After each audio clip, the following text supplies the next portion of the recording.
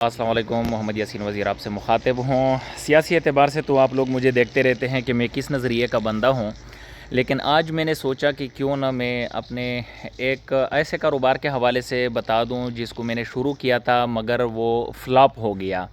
वो क्या कारोबार था, किस वजह से मैंने शुरू किया था और कितने कारोबार थे, कितना मैंने इसमें इन्वेस्ट किया था, कितना नुकसान मुझे हो गया और किसके झांसे में आकर मैंने ये कारोबार शुरू किया, किस को मैंने फॉलो किया, किस की मैंने बात मानी।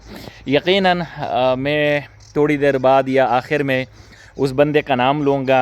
यकीनन मनहूस बंदा है, उस बंदे की मैं जानसे में आया और मैंने यह कारोबार शुरू किया और बहुत बड़ी इन्वेस्टमेंट मैंने उसमें कर ली और यकदम उसमें इतना नुकसान मुझे हुआ कि मेरा पट्टा ही बैठ गया। तो आइए मैं आपको ज़रा बैक कैमरे पर दिखाता हूँ कि सबसे पहले मैंने बल्कि तीनों कारोबार एक साथ ही शुरू किए थे। कुछ गलती मेरी भी थी, ऐसा नहीं शुरू करना चाहिए था, लेकिन चले हो गया और बैड एक्सपीरियंस हुआ मेरा। और आइंदा तो कोई इरादा नहीं रखता हूँ इसी कारोबार को दोबारा शुरू करने का, लेकिन इससे मिलता जुलता कोई कारोबार सोच रहा हूँ गांव के हवाले से। वैसे तो आप लोगों को शायद पता होगा, अगर किसी को नहीं भी पता तो मैं बताता चलूँ कि मैं प्रॉपर्टी का कारोबार करता हूँ। एबटाबाद में मैं होता हूँ, तलाश प्रॉपर्टी के नाम से मेरा ऑफ़िस है। मेरा एक किस्म का ब्रांड कह लें, मैं इस नाम से काम करता हूँ और अल्हम्दुलिल्लाह बड़ा ज़बरदस्त काम चलता है मेरा और मैं करता हूँ। और ये आप स्क्रीन पर मेरा कार्ड भी देख रहे हैं। चले मैं आपको बताता हूँ कि वो कौन सा कारोबार था जिसमें मुझे नुकसान हो गया। मैं बैक कैमरे पर दिखाता हूँ आपको। जी नाज़रीन, ये जो आपको नज़र आ रहा है ये ठीक है, ये काफ़ी बड़ा कमरा है, मतलब काफ़ी बड़ा हाल है। ये तकरीबन 50 फुट बाई 20 फुट का ये हाल है। अभी तो इसमें कुछ भी नहीं है, मगर फिर भी जितना मैं दिखाता हूँ। इसमें मैंने पोल्ट्री फार्म शुरू किया था, जिसमें मुख्तलिफ़ किस्म की मुर्गियाँ मैंने पाल रखी थी, मगर इसमें भी मेरा मुकम्मल नुकसान हुआ। एक तो ये होता है ना कि आधा नुकसान हो, मुकम्मल मेरा नुकसान हो गया। ठीक है, ये देखो ये चार दीवारी ये भी मैंने लगाई, ज़ाहिर सी बात है इस पर ख़र्चा होता है। ये कमरे और ये चार दीवारी वहाँ तक लगी हुई है। अब मैं आगे आपको बता रहा हूँ। ये पोल्ट्री फार्म था, इसमें तो यकीनन बहुत जितना भी इन्वेस्ट किया सारा नुकसान हो गया, सब मर गए। ठीक है, तो खैर ये तो इस कमरे में ट्यूबवेल है, ये तो बहुत पुराना है और इसके लिए मैंने शमसी प्लांट लगाया है। ये सामने नज़र आ रहा है आपको। ये देखो, ये मैंने लगाया था 2019 के स्टार्ट में। ठीक है, और इस पर ख़र्चा आया था टोटल कोई 7 लाख रुपए ख़र्चा आया था। ठीक है, एक ये स्टैंड है, इस पर 12 शमसी लगे हुए हैं। एक वो स्टैंड है, उस पर भी 12 लगे हुए हैं और एक वो है। ये 3 स्टैंड मैंने लगाए थे। टोटल 36 शमसी के जो प्लेट है ये बन जाते हैं। इस पर टोटल 7 लाख रुपए ख़र्चा आया था। आजकल तो शायद यही सिस्टम जब आप बनाओगे तो 25 लाख रुपए तो कंफर्म इस पर ख़र्चा आता है। दूसरी तरफ मैं आपको दिखाता चलूँ कि ये देखो, ये है मैंने डेयरी फार्म ओपन किया था। ठीक है, ये तो छोटा था, एक बड़ा सेटअप है वो भी मैं आपको दिखाऊंगा कि वो डेयरी फार्म काफ़ी बड़ा मैंने खोला था। एक ये था, ये एक साइड सेटअप था, ये भी लगाया था। देखो ये इसके लिए पूरा सेटअप मैंने बनाया था। वो जो कमरे आपको नज़र आ रहे हैं वो भी इन्हीं भैंसों और गायों के लिए मैंने बनाए थे। वो बकरियां आपको नज़र आ रहे हैं, उस साइड पर भी नज़र आ रहे हैं और यह भी 2-3 गायें हैं। सामने कमरा है, इसको देख लो।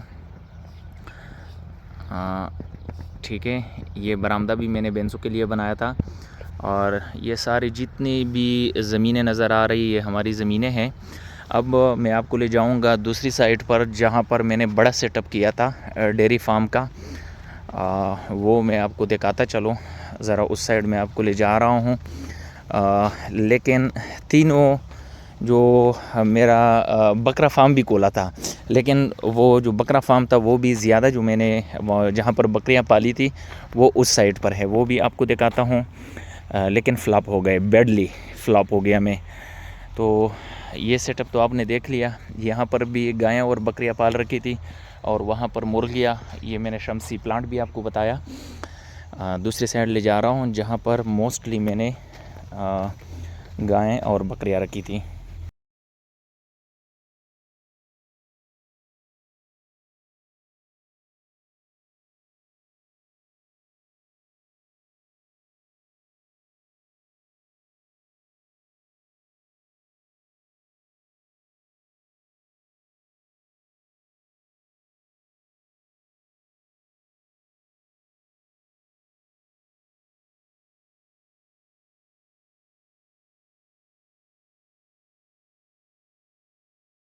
देखिए ये पूरा सेटअप मैंने ये डेयरी फार्म के लिए बनाया था। अभी पूरा दिखाता हूँ आपको। ये मेन गेट है, इससे हम इंटर होते हैं। ये आप देखें, ये पूरा सेटअप यहाँ से मैं दिखा रहा हूँ।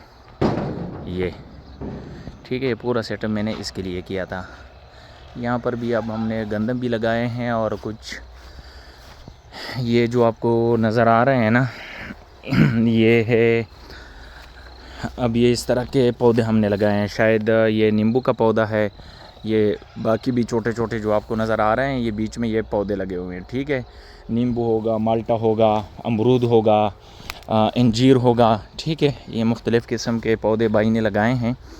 और ये भी अभी मैं दिखाता हूँ आपको।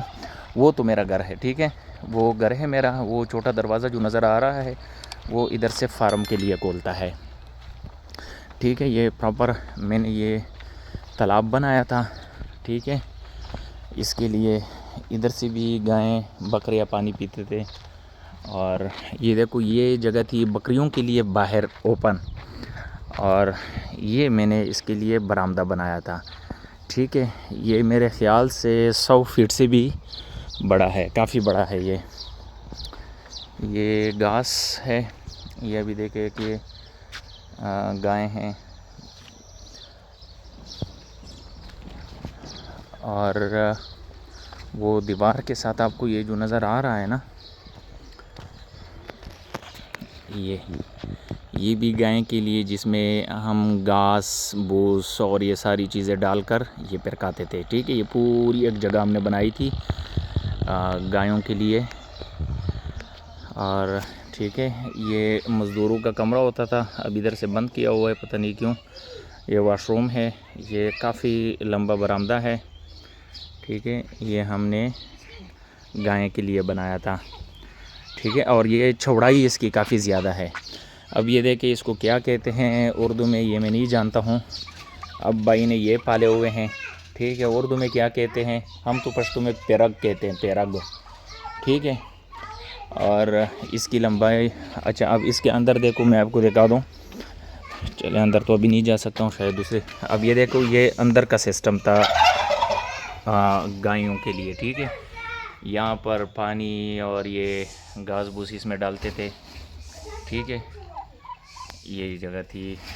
ये तो काफ़ी बड़ा है। ये तो अब इन मुर्गियों के लिए यहाँ पर शार्ट किया हुआ है।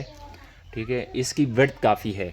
इसमें हमने बनाया था 100 गायें, हमने एस्टिमेट किया था 100 ना भी कर लें, 60-70 कर लें कि इसमें हम बांधेंगे। लेकिन कुछ तो अपनी भी एक्सपीरियंस ख़ास किस्म की नहीं थी। और चलें इस पर बात करते हैं, किसके कहने पर मैंने शुरू किया था और कितना नुकसान हुआ मुझे इसमें, वो भी, उस पर भी अपना तजिया देता हूँ।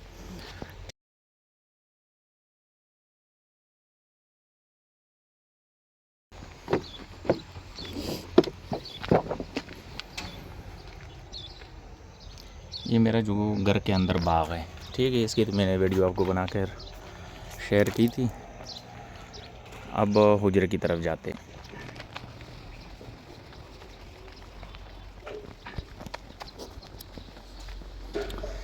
अभी मैं घर से निकला हूँ। ये स्ट्रीट भी मैंने आपको दिखाई थी।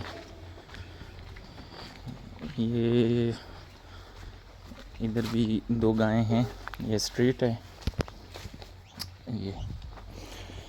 ये घर से डायरेक्ट हुजरे की तरफ आने का जो रास्ता है वो है।